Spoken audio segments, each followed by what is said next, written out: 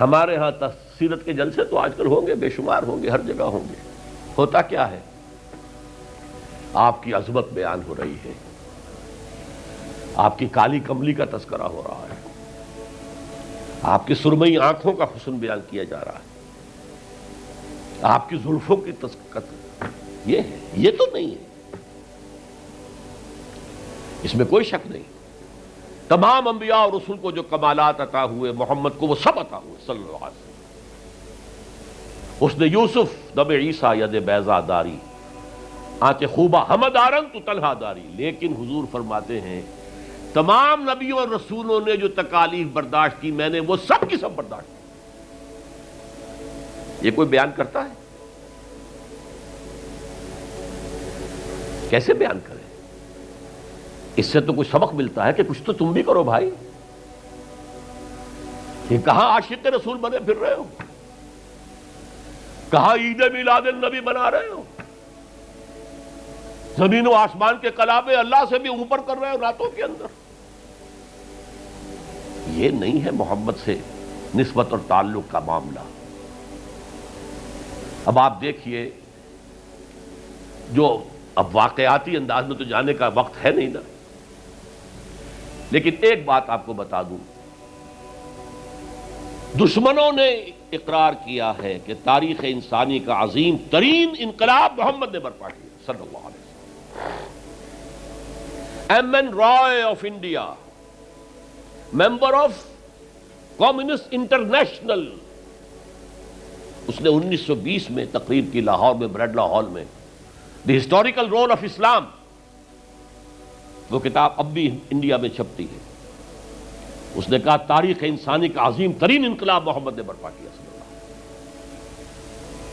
اور اس نے کہا یہ ندی فتوحات نہیں تھیں، فتوحات تو سکندر نے بہت کر دی تھی، اٹیلا نے بہت کر دی تھی، چنگیز نے بہت کر دی تھی۔ وہ بروٹ فورس تھی، وہ وحشی قوت تھی، اور محمد کی فتوحات اور ان کی امت کی فتوحات سے نئی تہذیب دنیا میں آئی، نئی روشنی دنیا میں آئی، نئے علوم ایجاد ہوئے، دنیا منور ہو گئی۔ بہت عمدہ کتاب ہے، ہسٹوریکل رول آف اسلام۔ 1980 کے قریب کتاب چھپی امریکہ میں، دی 100 a selection and gradation of the 100 most influential personalities of human history۔ تاریخ انسانی کا دھارا بہتا ہے، ہم بھی اس میں بہ رہے ہیں، جدھر بہ رہا ہے ہم بھی بہ رہے ہیں، چلو تم ادھر کو ہوا ہو جدھر کی۔ کچھ لوگ ایسے ہوتے ہیں کہ جو دھارے کا رخ بدلتے ہیں،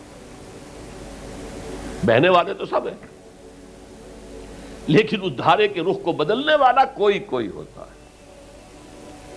تو ڈاکٹر مائیکل ہارٹ نے پہلے 100 آدمیوں کا انتخاب کر لیا جنہوں نے تاریخ کے دھارے کا رخ موڑا ہے۔ سلیکشن، پھر گریڈیشن، ان میں سب سے زیادہ جس نے موڑا ہے، جس سے سب سے زیادہ مؤثر ہوا، وہ کون؟ نمبر 1، پھر نمبر 2، پھر نمبر 3، 100 تک چلا گیا۔ نمبر 1 پر حضور کو لا رہا ہے۔ عیسائی ہے اور ابھی تک کوئی اطلاع نہیں ہے اس کے اسلام لے آنے کی، زندہ ہے، مینہٹن میں رہتا ہے۔ اس نے پھر اس کی وجہ بیان کی کہ naturally I own an explanation. Jesus کو، جسے خدا مانتے ہیں، اسے نمبر 3 پہ لے گیا، حضور کو نمبر 1 پر۔ اور جواب کیا دیتا ہے؟ ایکسپلینیشن کیا ہے؟ This is because he is the only person supremely successful in both the religious and secular fields۔ جتنے بڑے لوگ دنیا میں ہیں وہ یا ادھر اونچے ہیں تو ادھر کچھ نہیں، ادھر اونچے ہیں تو ادھر کچھ نہیں۔ بڑے حکمران، بڑے فاتح، اخلاقی اور دینی اور روحانی اعتبار سے 0 بلکہ مائنس۔ بڑے مذہب، اخلاقی تعلیمات، روحانی تعلیمات بہت اونچے، گوتم بدھ، حضرت مسیح، لیکن ریاست، حکومت، سیاست 0۔ ایک ہی شخص ہے، ایک شخص ہے، کتنی بڑی سچائی اس کے قلم سے نکلی ہے۔ دی only person supremely successful in both the religious and the secular fields۔ بہرحال یہ سمجھیے کہ تکمیل رسالت کا یہ مرحلہ ہے، یہ مظہر ہے۔ اگر حضور نے اس کو قائم کر کے نہ دکھایا ہوتا تو کہا جا سکتا تھا کہ ٹھیک ہے جی نظام تو بڑا اچھا ہی ہے، لیکن یہ انہونی بات ہے، بھلا کوئی بات ہے؟ سید القوم خادمہم، قوم کا سردار خادم ہوتا ہے، شاعری ہے یہ، اچھا شعر کہہ دیا ہے۔ لیکن محمد نے وہ نظام قائم کیا جہاں ابو بکر اور عمر خادم تھے، چٹائیوں پر بیٹھتے تھے، پیون لگے ہوئے کپڑے پہنتے تھے، رات کو گشت کے دوران کسی عورت کے کراہنے کی آواز آئی ہے، پتہ کیا، معلوم ہوا کہ درد ذہن میں ہے اور کوئی اٹینڈ کرنے والا نہیں ہے، فوراً گھر گئے، اپنی بیوی کو لے کر آئے، فرسٹ لیڈی، اور اس نے مڈ وائف کا کام کیا ہے۔ ایک اور جگہ دیکھا، بچوں کو رونے کی آواز آئی، پوچھا کیا ہے؟ ماں نے کہا کہ میرے پاس کھانے کو کچھ نہیں ہے، بچے بھوک سے بلک رہے ہیں، اور میں نے یہ صرف ہانڈی چڑھا دی ہے چولہے کے اوپر کے دھوکہ دینے کے لیے کہ کچھ پکا رہی ہوں، تھوڑی دیر میں روتے دھوتے سو جائیں گے۔ کانپ گئے، گئے بیت المال، وہاں سے ایک بوری آٹے کی لی، اپنے کندھے پر، غلام سے کہا میرے کندھے، اس نے کہا میں نہیں چلتا ہوں حضرت۔ نہیں نہیں، قیامت میں تم میرا بوجھ نہیں اٹھا سکو گے۔ اپنے کندھے پر بوری رکھ کر گئے ہیں، وہاں جا کر کھانا پکوایا ہے۔ یہ سید القوم خادم ہوں، کبھی دیکھی تھی دنیا نے یہ بات؟ قائم کر کے دکھایا، نوع انسانی پر حجت قائم کی ہے۔ مائیکل ہارٹ نمبر 1 پر لا رہا ہے، آپ غور کیجئے۔ ایچ جی ویلز کی بھی اب وقت نہیں ہے میرے پاس، میں نے وہاں تقریر کے اندر پوری واضح کی یہ بات، اس کی شہادت، حالانکہ وہ شاتم رسول ہے، حضور کو گالیاں دی ہیں اس نے، بالکل رشدی کی طرح، اور تسلیمہ نسرین جو ہے بنگلہ دیش کی اس کی طرح، لیکن ایک اعتبار سے گھٹنے ٹیک کر حضور کی مدح کرنے پر مجبور ہے۔ تو یہ اصل میں بات تکمیل رسالت ہے، پیش کر دینا، پہنچا دینا، وما علینا الا البلاغ، یہ بھی رسالت کا معاملہ ہے، یہ ابتدائی مرحلہ ہے۔ اس نظام کو قائم کر کے دکھانا، انقلاب برپا کرنا، اس کو چلا کر دکھانا، چاہے وہ 30 برس رہا، لیکن دنیا کا کوئی دوسرا نظام تو ایک دن بھی قائم نہیں ہوا۔ جس ڈیموکریسی کا خواب والٹیئر اور روسو نے دیکھا تھا، ایک دن کے لیے بھی نہیں آئی۔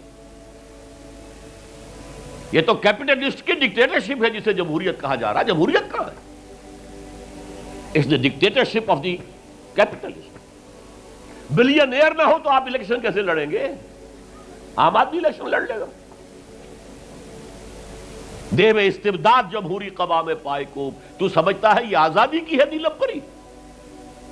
ہم نے خود شاہی کو پہنایا ہے جمہوری لباس، ابلیس کا ایک مشیر کہہ رہا ہے، ہم نے خود شاہی کو پہنایا ہے جمہوری لباس، جب ذرا آدم ہوا ہے خود شناس و خود نگر، آدمیوں میں اپنے حقوق کا ذرا احساس، اور یہ احساس محمد نے پیدا کیا صلی اللہ علیہ وسلم۔ اس کے تحت انہوں نے کہا اچھا وہ انسانی حاکمیت ٹنوں کے حساب سے فرعون کے سر پہ رکھی ہوئی تھی، گندگی، اب ہم نے کیا کیا، وہ تولا تولا سب میں بانٹ دو، گندگی تو گندگی رہے گی، نجاست تو نجاست رہے گی۔ انسانی حاکمیت ایک شخص کی ہو، انسانی حاکمیت پوری قوم کی ہو، کفر ہے، شرک ہے۔ بہرحال تکمیل رسالت کا ایک پہلو یہ ہے، اس کی مثال میں آپ کو دے دوں، نام چونکہ پہلے بھی 2 مرتبہ لے چکا ہوں، سقراط کا شاگرد بھی اور شارح بھی، سقراط کی اپنی کوئی کتاب نہیں ہے، وہ معلم تھا بس، اس کا فلسفہ بیان کیا ہے افلاطون نے، اور پلیٹو نے کتاب لکھی دی ریپبلک۔ اب دیکھیے آج سے 2500 سال پرانی کتاب ہو گئی، حضرت عیسیٰ سے 300-400 برس پہلے، کتاب اتنی زوردار ہے آج تک زندہ ہے، ورنہ کتابیں ختم ہو جاتی ہیں، تو کوئی زوردار کتاب ہو تو زندہ رہے گی۔ نقشہ پیش کیا ایسے ہونا چاہیے، نظام حکومت ایسا ہونا چاہیے، فلاں ایسا ہونا چاہیے، فلاں ایسا ہونا چاہیے، لیکن وہ نظام ایک دن کے لیے بھی دنیا میں کہیں قائم نہیں ہوا، لہذا اسے کیا کہیں گے؟ یوٹوپیا ہے، ایک خیالی جنت ہے۔ حضور نے بھی خیالی جنت پیش کر دی ہوتی، قائم کر کے نہ دکھاتے تو وہ حجت نہیں بن سکتی نوع انسانی۔ تکمیل رسالت، نہ حضرت ابراہیم کے ہاتھوں کہیں نظام قائم ہوا، حالانکہ ابو الانبیاء، خلیل اللہ، امام الناس، انی جاعلک للناس اماما واتخذ اللہ ابراہیم خلیلا، نظام تو نہیں بنا، نہ موسیٰ کے ہاتھوں نہ عیسیٰ کے ہاتھوں علیہ الصلوۃ والسلام۔ یہ صرف محمد الرسول اللہ صلی اللہ علیہ وسلم کا مقام ہے کہ آپ نے ایک عظیم انقلابی جد و جہد، میری کتاب لے کر پڑھ لیجئے اگر تقریریں نہ سنی ہو، تقریروں میں مختصر مفصل منہج انقلاب نبوی، اتنا عظیم کارنامہ، عظیم ترین انقلاب جو برپا کیا 23 برس کے اندر حضور نے، تو اس کے منہج کیا تھا، منہاج کیا تھا، طریقہ کار کیا تھا، اسے سمجھیے۔ منہج انقلاب نبوی میری کتاب ہے، 400 صفحے کی، سیرت کا انالیسس ہے، سیرت کا 6 steps of revolutionary process as deduced from the سیرہ of the prophet، اس کو فلسفہ سیرت کہیں گے ہم، تو پڑھیے اس کتاب۔